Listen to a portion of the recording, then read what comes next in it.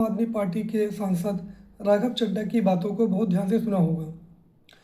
उन्होंने एक banking system के बारे में बहुत महत्वपूर्ण जानकारी आप सभी से साझा की है। ये एक ऐसा मुद्दा है जो आप और हमारे सब लोगों के जेहन में ज़रूर था, लेकिन कोई भी हमारा प्रतिनिधि संसद में खड़े होकर इन बातों को या इन मुद्दों को नहीं रख रहा था।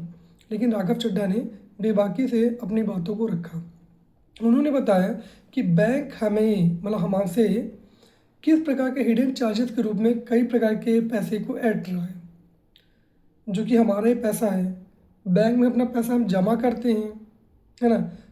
हमने अपना पैसा बैंक में जमा किया, लेकिन निकालने के लिए हमको पैसा देना पड़ रहा है ना। दूसरी चीज़ क्या है, एटीएम चार्ज। हम एटीएम चार्ज एटीएम में इस्तेमाल कर रहे हैं।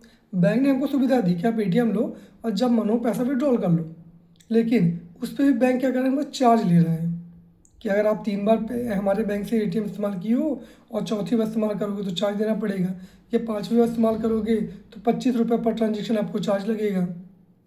ये अलग अलग बैंकों के अलग अलग रहते हैं।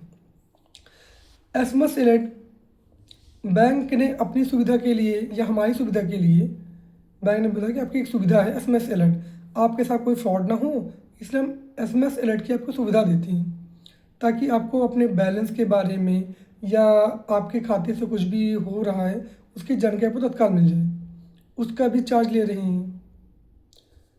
अगर हम अपना पैसा किसी को ट्रांसफ़र कर रहे हैं तो 50 पैसे, 1 रुपये, उसका भी हमको पैसा लग रहा है यूपीआई के थ्रू, उसका भी पैसा लगने लगा है ना। तमाम तरह की लोन फीस, अगर हम मान लीजिए हमने किसी प्रकार का लोन अपने करवाया, पीएल करवाया या हाउसिंग लोन करवाया, तो उस पर भी तमाम तरह के चार्जेस रहते हैं हिडन रूप में। हमें बोला गया कि मान लीजिए कि आपका 8% में या 10% में पीएल कर रहे हैं, तो 10% में पीएल था या 12% में मान लीजिए कर रहे हैं, तो 12% के अलावा उसमें क्या लगेगा, स्टाम्प ड्यूटी लगेगी, प्रोसेसिंग फ़ीस लगेगी, है ना, लोन फीस लगेगी। तमाम तरह की फ़ीस हिडन चार्जेस के रूप में ही बैंक हमसे ले लेता है। और फिर जो ब्याज दे रहे हो तो हम लोग दे ही रहे हैं, उस पर उनकी प्रॉफिट तो है ही। और इसके बाद भी कई तरह के फीस देने के बाद भी हमारे बैंक घाटे में जा रहे हैं। बैंकों का मर्जर हो रहा है ना। बैंक जो हमसे फ्रॉड कर रहा है उसकी कोई जानकारी नहीं मिल रही है, उसका कुछ भी मुद्दा सामने नहीं आ रहा है। लेकिन हमने गलती से अपना बैंक के बैलेंस में 100 रुपये कम रखा, जो बैंक का मिनिमम बैलेंस रहता है, तो बैंक क्या करेगा, हमसे पेनल्टी मांग लेगा। लेकिन बैंक से कभी हिडन चार्ज ज़्यादा ले लिया गया या कुछ भी हुआ तो बैंक उस पर कुछ वो नहीं करने वाला।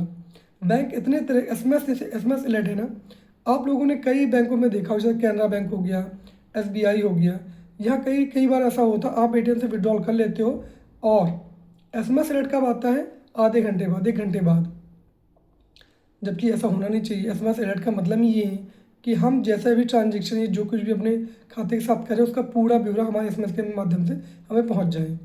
इसकी भी कोई सुनवाई नहीं है।